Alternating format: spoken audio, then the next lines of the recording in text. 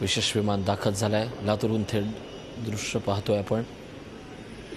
याच विमानात मुंडेंचा पार्थिव आणि त्याच्यासोबत त्यांचे कुटुंबीय आहेत। आपण आमचे प्रतिनिधी विशाल कवळे यांच्याकडे जाऊया। विशाल, विमान दाखल झालेत, काय आहेत अपडेट्स?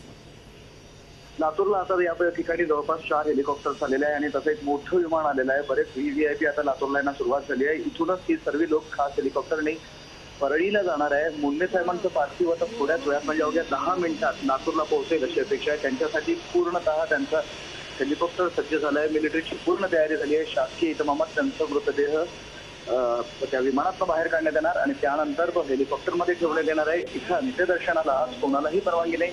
इथून थेट गोपीनाथ मुंडे यांचं पार्थिव हे परळीला म्हणजे वैजनाथ सहकारी साखर कारखान्याच्या प्रांगणात घेऊन जाण्यात येणार आहे आणि तिथेच त्यांच्यावर अंत्यसंस्कार होणार आहे। सध्या लातूरचा विचार केला तर लातूरमध्ये जय्यत तयारी झालेली आहे, मोठी तयारी आहे, खूप मोठी गर्दी गोपीनाथ मुंडेंचं अंत्यदर्शन घेण्यासाठी या ठिकाणी झाली आहे। मात्र गोपीनाथ मुंडे यांचं पार्थिव बाहेर आणण्यात येणार नाही, त्यामुळे लोक निराश झाले आहे। साहेबांचं एक शेवटचं दर्शन तरी करू द्या अशी लोक मागणी करतायत। मात्र सिक्युरिटीचा विचार करता आणि जो वेळ वाया जातो त्यानुसार आता हे पार्थिव विमानातनं काढून थेट हेलिकॉप्टरमध्ये नेण्यात येईल आणि त्यानंतर थेट परळीला नेण्यात येणार आहे। अवघ्या 10 ते 15 मिनिटात आता लातूर विमानतळावर मुंडे साहेबांचं पार्थिव येणार असं सांगण्यात येत आहे। ऋषी, नक्कीच आता जे विशेष विमान आलंय त्या ठिकाणाहून हे पार्थिव थेट हेलिकॉप्टरमध्ये नेलं जाईल का? या पूर्ण कार्यक्रमासंदर्भात काय माहिती मिळते का?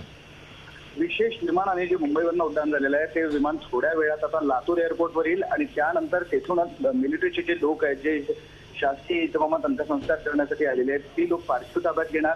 त्यांच्या कुटुंबियांना सोबत घेऊन इंडियन एअरफोर्सचे जवळपास 3 हेलिकॉप्टर इथे आहेत। एका हेलिकॉप्टरमध्ये त्यांचं पार्थिव ठेवण्यात येणार आहे, दुसऱ्या हेलिकॉप्टरमध्ये त्यांचे जे जवळचे नातेवाईक ते बसणार आहे आणि तिसरं हेलिकॉप्टर आहे त्यामध्ये पूर्णपणे जे मिलिटरीचे लोक आहेत जे शासकीय इतमामात अंत्यसंस्कार करण्यासाठी साधन सामुग्री पाहिजे ते सगळं साधन सामुग्री त्यात ठेवणार आहे। नुकतंच लातूर विमानतळावर आता प्रकाश जावडेकर आणि राजीव प्रतापरुडी यांचं आगमन झालेलं दिसतंय। विशेष विमानाने ते या ठिकाणी दाखल झाले आणि थोड्याच वेळात राजनाथ सिंग सुद्धा आता लातूर विमानतळावर दाखल होणार आहे। ऋषी, नक्कीच वरिष्ठ नेते मंडळी सुरुवातीला दाखल झालेली तशी दृश्य दिसते। दरम्यान आज सकाळपासून लातूर विमानतळावर अनेक नेते मंडळी दाखल असल्याचं मत आहे, त्यांच्याबद्दल काय सांगाल? सकाळपासून या ठिकाणी कार्यकर्त्यांची मोठी गर्दी निर्माण झाली आहे। सामान्य नागरिक गोपीनाथ मुंडेंचं अंत्यदर्शन शेवटचं दर्शन मिळावं यासाठी इथे गर्दी करत आहे। परळीला जाणारे सगळे रस्ते वाहनांनी गजबज भरल्यामुळे अनेकांना आज परळी गाठता येणार नाही, त्यामुळे कदाचित गोपीनाथ मुंडेंचं शेवटचं दर्शन लातूर विमानतळावरील अशी अपेक्षा होती। त्यामुळे कार्यकर्ते असू देत, सामान्य नागरिक असू देत, बीडची जनता, परळीची जनता आणि लातूरची सुद्धा मुंडे प्रेमी जनता या ठिकाणी गर्दी करून आहे। मात्र त्या सगळ्यांचं निराशा होतीये कारण की सिक्युरिटी रिझन्समुळे मुंडे साहेबांना अंत्यदर्शन कोणालाही घेता येणार नाही।